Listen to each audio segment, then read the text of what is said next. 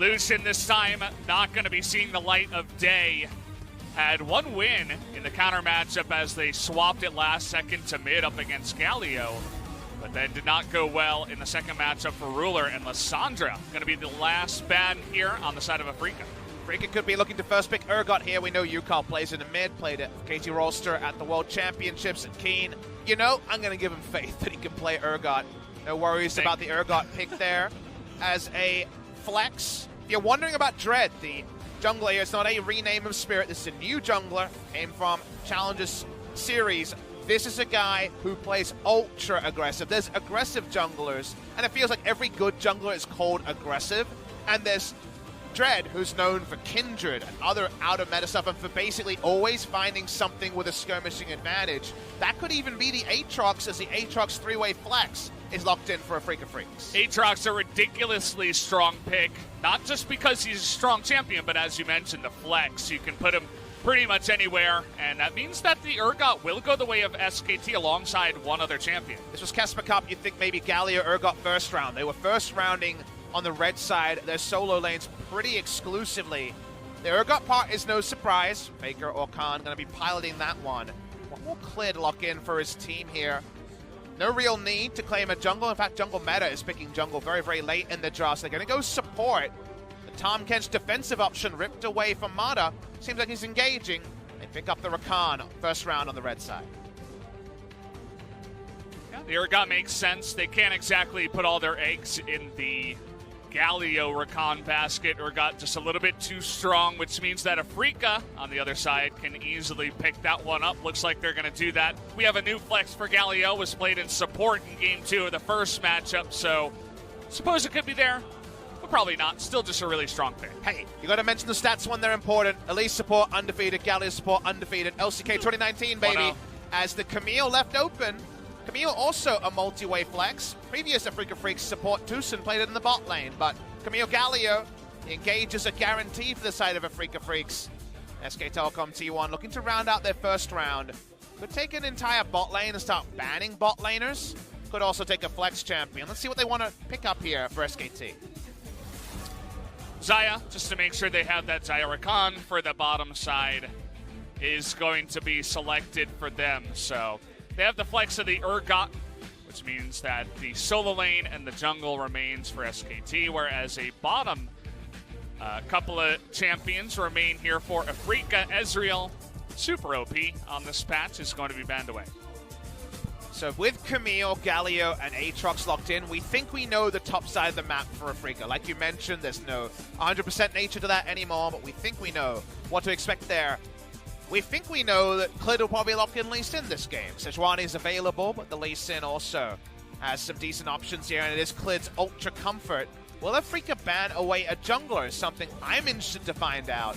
As in the second round, bans sent to the bot lane and some of the traditional 80 carries that Aiming has played in the past. Takeaway strong stuff, Aiming kind of that, you know, pocket player, I suppose. Definitely a lot of strength in the top side. People tend to forget about Aiming, but certainly has his own power. Akali making it all the way to the second ban phase is kind of funny, but other big tanky picks for the solo lanes were picked prior to that. This would be Jungle Gragas, very likely. Khan has played it in the top side, but they already have the Rakan, so we know it will not be a support Gragas.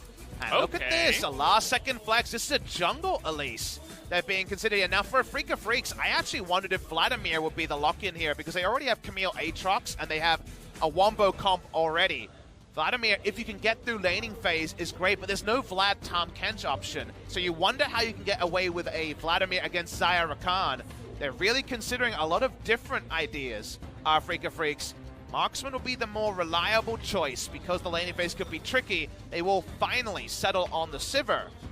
Unlikely to find a support that makes this lane too easy. You can consider the Braum to try to halt the Feathers. The Alistar will be the riskier choice, and the Alistar for just the god comp of Engage on the side of Afrika. Sivir starts shouting, and everyone else is clamoring to go for hard Engage.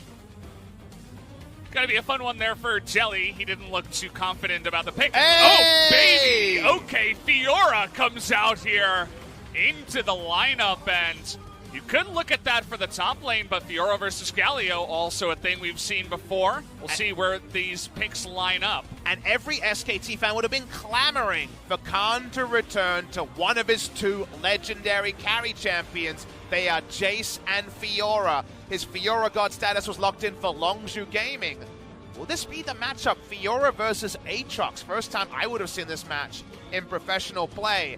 Like you say, they have till 20 seconds, and Fiora versus Galio has been a pretty traditional mid lane matchup in the past. We won't see it here. It will be much more the comfort for Khan. Very excited to track this on the top side, and also two ganking junglers will probably be hightailing their way top side to try to impact a carry versus carry matchup. Fiora definitely one of those champions that feels a lot better if you can get ahead early on in the game. Fiora's from behind struggle to find really any lane pressure to go for that split push, but oh boy, you take a look at this composition. It's balls to the wall. You're not going back with this kind of comp. If they get a control ward advantage and you walk in front of anyone, at best Sivir's shouting, at worst 5 people are on top of your model instant killing you. So much lockdown. However, what did SKT take from that? Fiora, that's not a grouping champion, that's a splitting champion. That hasn't been the impact so far of Khan on SK Telecom T1. They want some King Zone and Longzhu Khan in game number 1 of this series. Well, guys, it is time. Game number 1 of Afrika versus SKT begins now.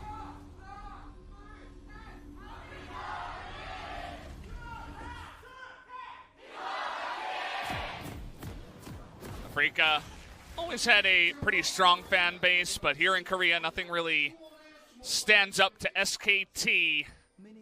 Loving the skin choice right there. Yeah. SK Telecom T1 Elise being worn by Clit. He didn't earn that skin, but he's on SKT, so you get to wear the stripes when you have made it and picked up the jersey.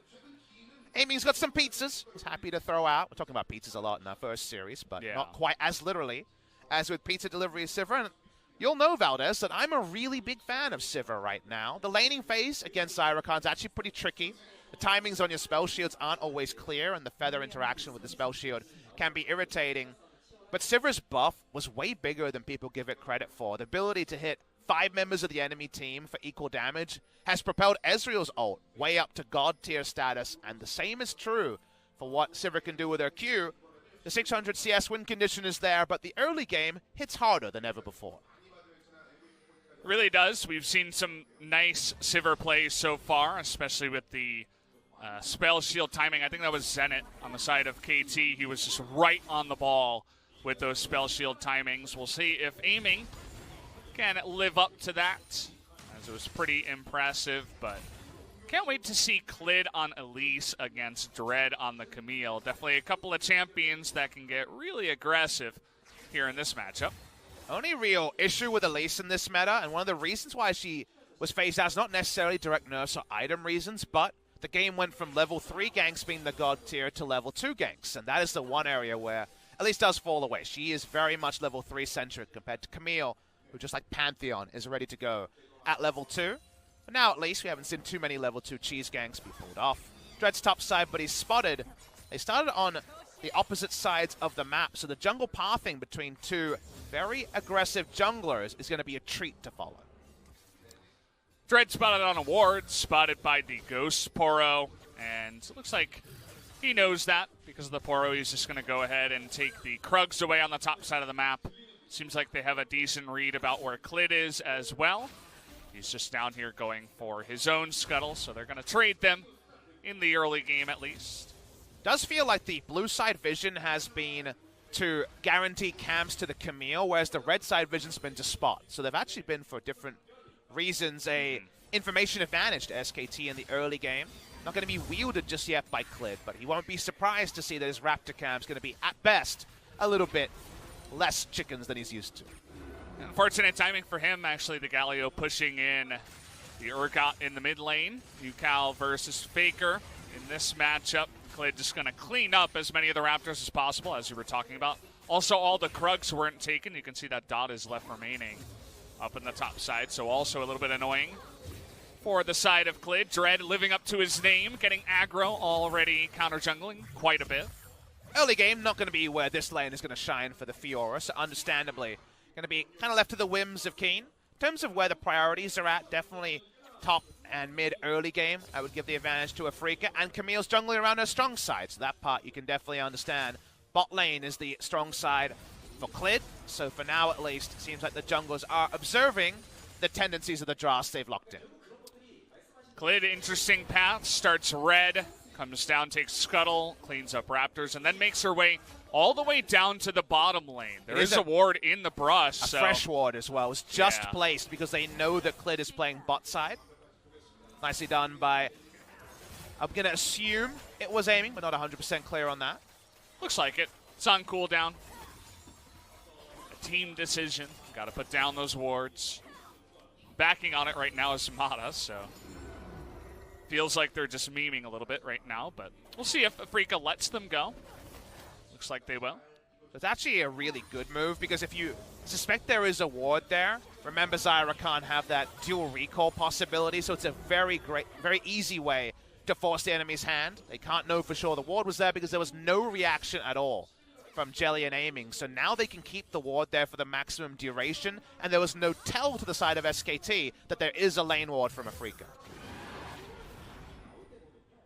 Yeah, it's really nice. I mean, Sivir, famously very fast at pushing, is able to deny nearly an entire wave down on the bottom side to Teddy and Mata, who just now make it back to the lane.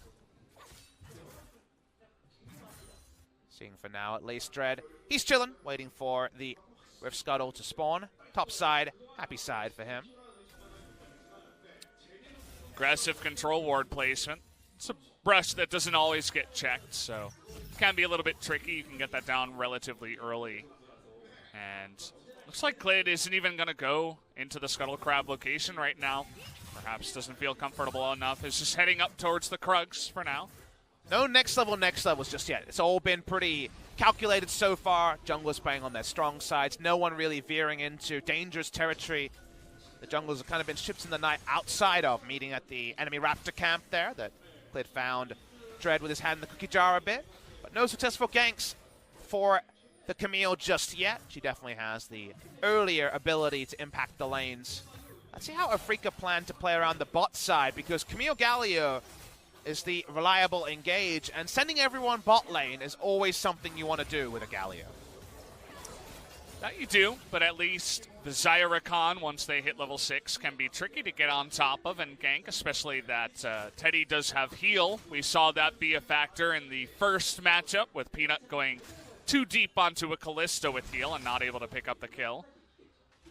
So we'll see if SKT can play around that kind of bottom lane party gank.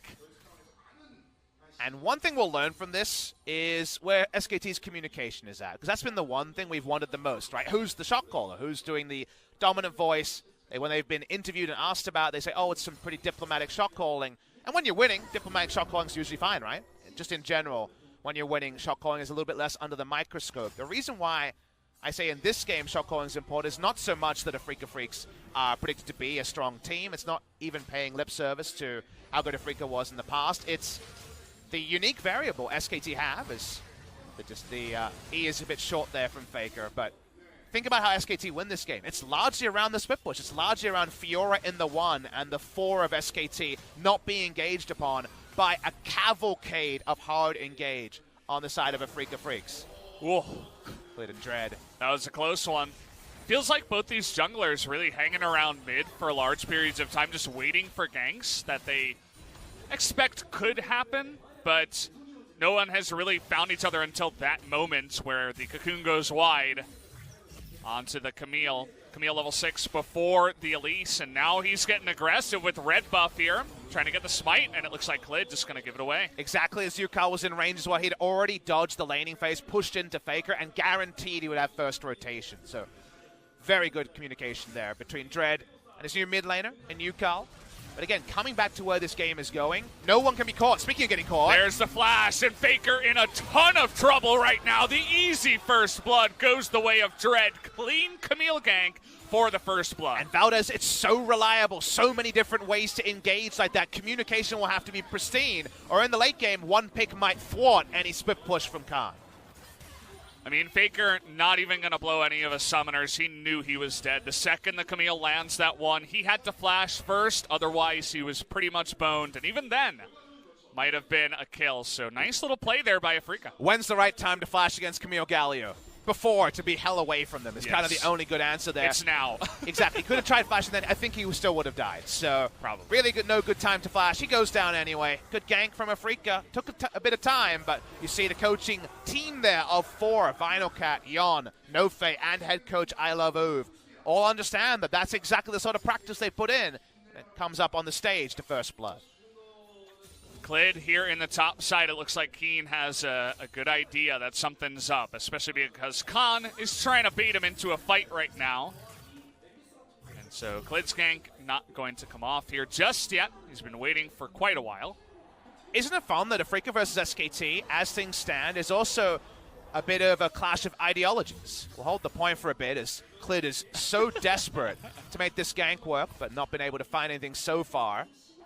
It's hard, too, because they don't really have secure vision up in the top side. Control ward here by Keen. They don't know exactly where Camille is, whereas Afrika seemed to have the perfect read that he is up in that brush. So, and that read is founded on practice. Again, the reason why I say clash of ideology is SKT have gone for the big names. They are a team that streams a lot. They have a big streaming contract, you know, the money and the prestige that all brings. Afrika doesn't scream and hides everything. So no scrims. So no public information at all, but here in the mid. Oh boy, it's time to trade a kill as Galio is going to be put into death chamber by the Urgot. Nice follow-up play there by Faker and Klid to win a kill back to their team. And still were able to play around the tendencies of Yukal of the past. Nicely done in the mid lane there, and it means 1-1 between these two squads. It could translate into a Drake. Remember, Elise always going to be pretty expedient in making that one happen, and aiming and Jelly, when it comes to early priority, are the weakness of this Afrika draft. Seems to be that way. Up on the top side, we return to Keen versus Khan. Another one of these highlight matchups that we were looking at so far. No kills there just yet. Very even on farm as well. So looking good for both of them so far. Cloud Drake picked up here for the side of SKT. Good to deny that, I suppose, up against Afrika's full engage comp. And if you ask me right now, whose position in the game am I liking more, I'd definitely say SKT's, because Fiora is going CS for CS with the Aatrox, and eventually will be a level 16 Fiora, and we all know how that goes. Really nice execution on the mid lane gank, just as on point as the one we saw from Afrika moments before. But that's the current game state. Fiora is doing better than expected, and the game otherwise is largely even. It's all about mid-game execution in this game. The catch versus the ability to play 3 lanes, and honestly, just play the Fiora lane. If you wield Fiora to its full extent, SK Telecom T1 should win. If you use the engage on Afrika's side to the full extent, Afrika should win. And it's always these games where you have very differing goals that I enjoy the most, because it's so clear at every moment, after about 25 minutes, who's ahead and who's behind. Certainly very cool. And the Rift Herald's here picked up by Afrika. Nice little win for the side of Dread, able to start that one up. I suppose they knew that Klid was going to head back, and he was in the base while that was all happening. So even if they did have vision, probably not much that SKT could do to follow up on that one. Mada's had a very long leash because of the Zyrakan advantage to get very deep vision on to, say, for example, the red buff. You can see Camille lit up at the moment. CDR boots the rush here. More grand entrances, more ability to look for that pick CC. Rakan's already squishy, and getting a Ninja Tarby or a Mercs isn't going to change it. He'd need a lot more items to, you know, be a tanky support. Not really what he's about. We'll see if the follow-up on his engages can be there. Decent amount of follow-up, I'd say, with the Elise Urgot, but outside of that, not too much. Can Fiora get away with first a scaling champion and then a scaling item purchase in a pretty late cull picked up by Khan? We already laid the table setting on where we thought this matchup was going, and the cull picked up around 10 minutes is a double down on that. Khan is looking for the late game. Afrika have overwhelming ability to burst in the mid game. Mid-game starts about now, Valdez, and that's why every time Galio leaves lane, everyone on SKT's side gets the hell out. Yeah, I mean, you were talking about it in the early game. It's Galio Camille. You have that engaged with Alistair in the bottom side. Look at the red side jungle of Afrika. It's lit up like a Christmas tree by SKT, playing very safe around that, making sure they don't get ganked, but how about a Rift Herald for some extra gold in the mid side? At least both Klid and Mata are there to not allow them to get any more than just a couple of plates.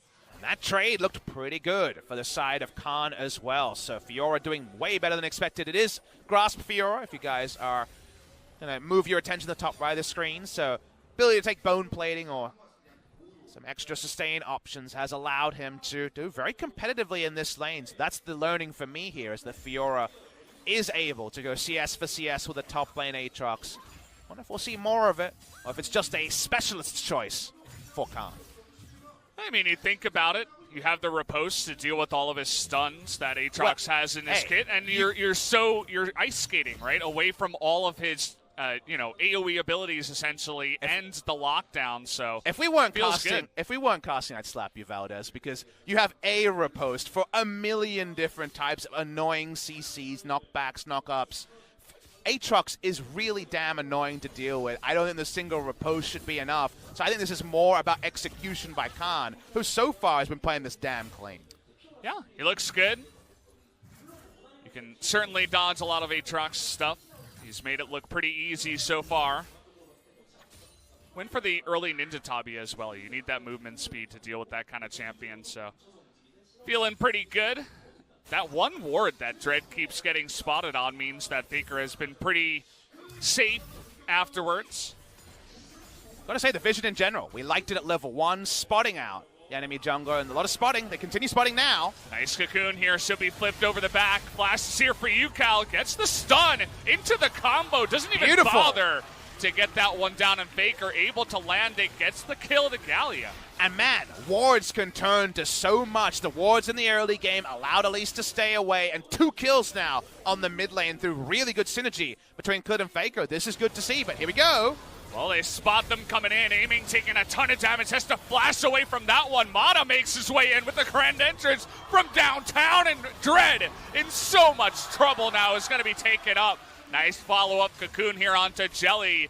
Doesn't look like they'll be able to get much, but SKT so much room on the map. Even Teddy's pushing the bottom lane. Exactly. This game's going to hell in a handbag so quickly here. They tried to make an aggressive pick, but the moment that the Boomerang Blade missed, they weren't going to have enough damage to turn. All of SKT is backing up their mid lane jungle duo. A Drake, turret damage, all to the benefit of SKT.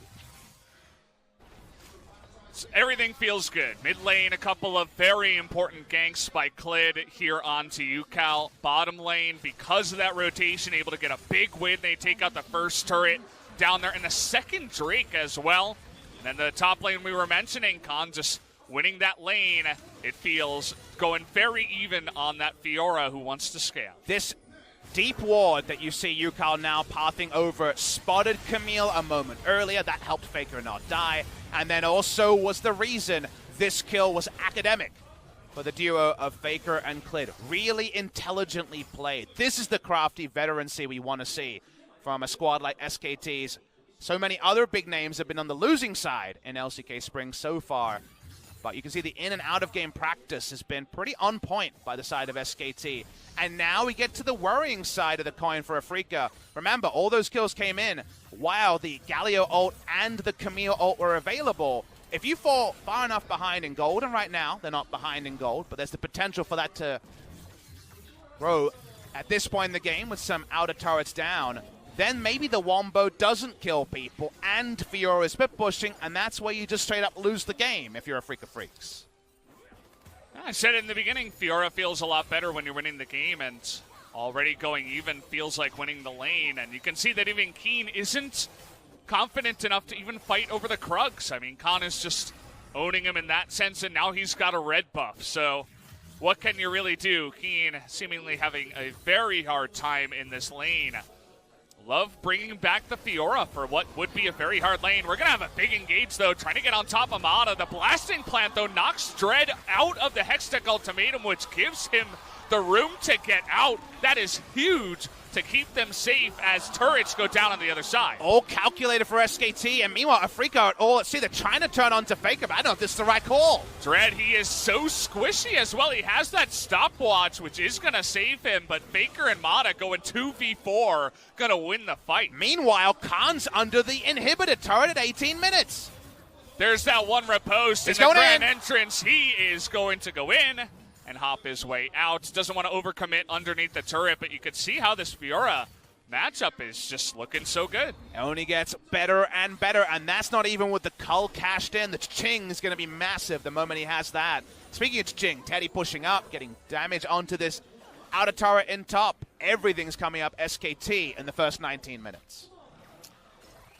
Dream Team looking good so far. We'll see if they can keep it up here. It still is only 4 kills in 19 minutes, but there has been so much other action that puts SKT in the driver's seat for this one. That Camille Galio combo, we saw it a couple of times, and honestly, it's not doing much work for Afrika so far. A lot of our long-term viewers will remember how we talked about TF Ultimate in the metas, where TF was really powerful. It's how good is the first Destiny. If you mess that one up, maybe the next one doesn't matter. The Camille Galio duo of ults is pretty much the same, right? Very long cooldown, but the most guaranteed impact. You're showing up with 2 people with good burst damage. 9.1 Galio, he blows people away and then some.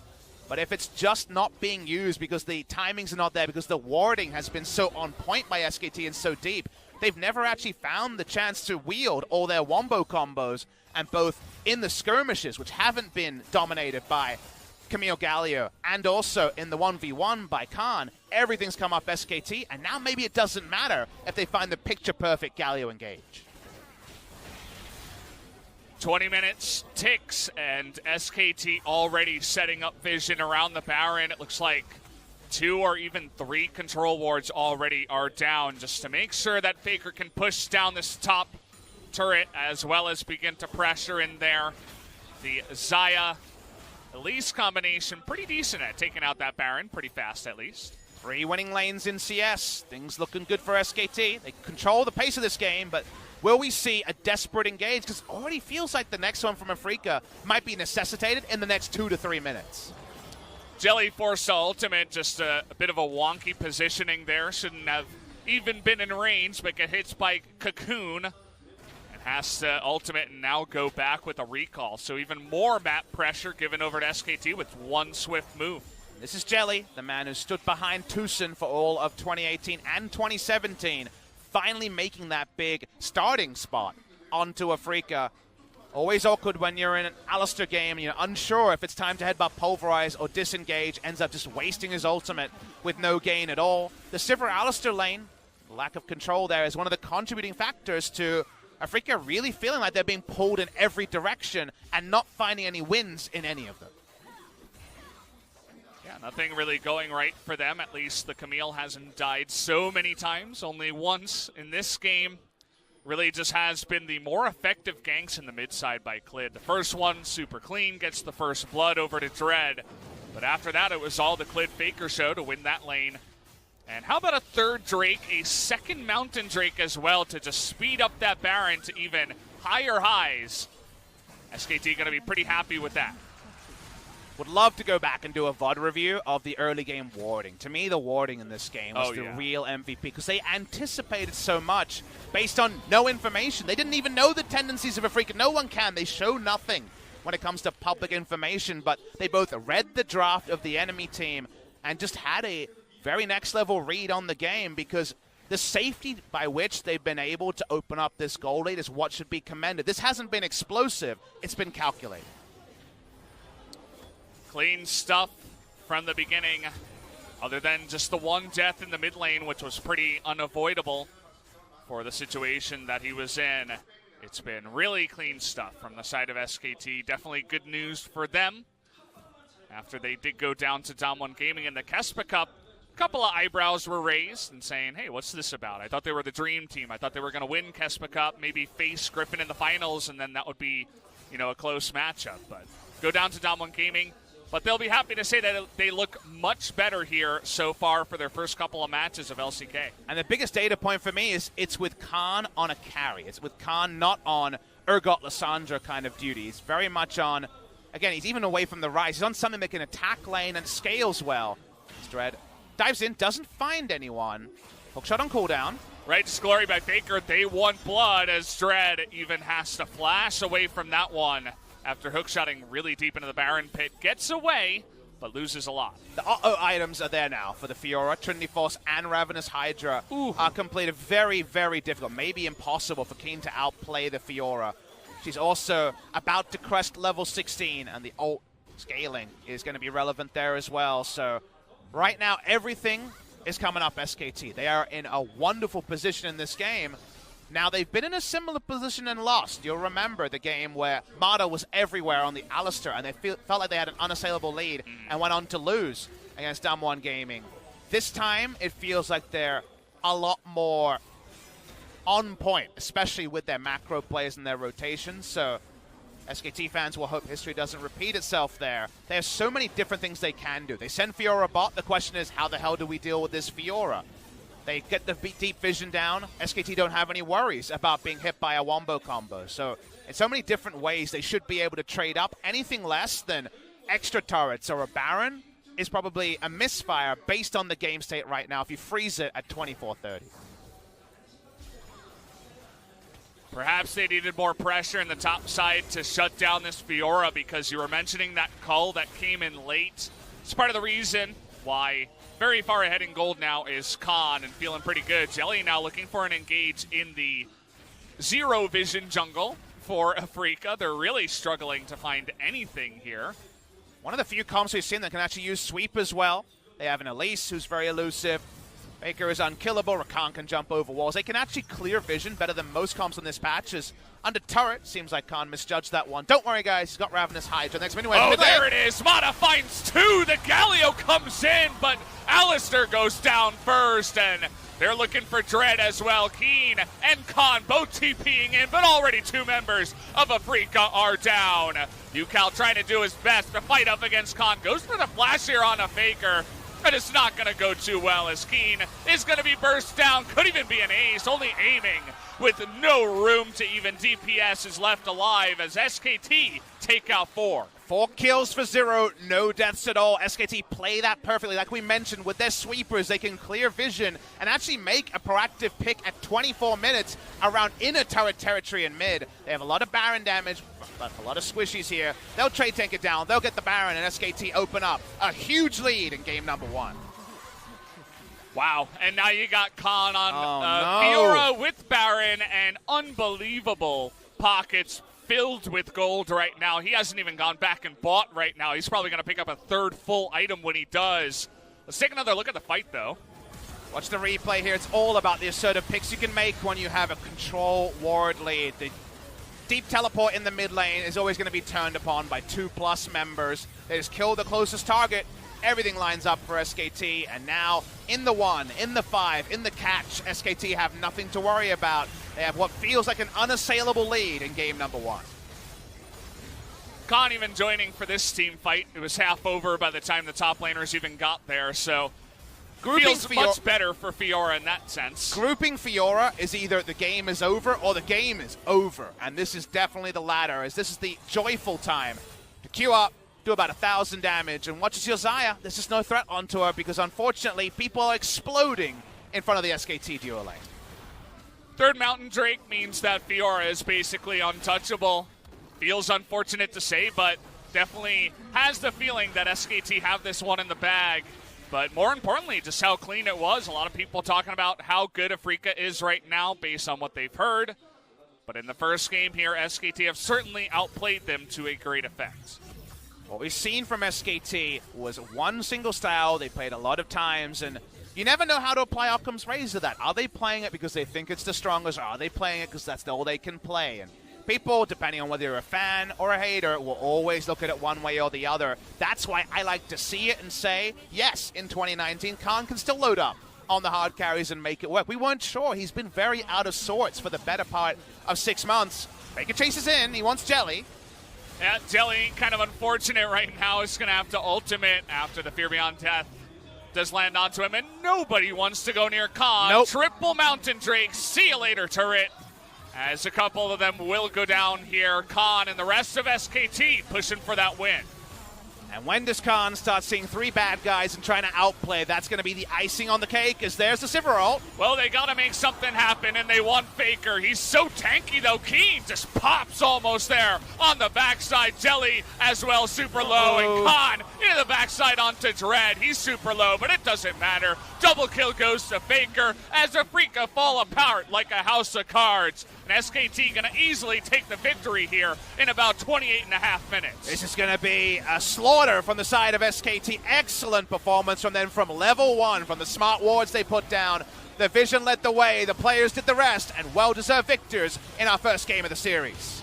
Mop the floor with them in game number 1, and the hype is real. We're all filled up here at the LOL Park. Lots of SKT fans.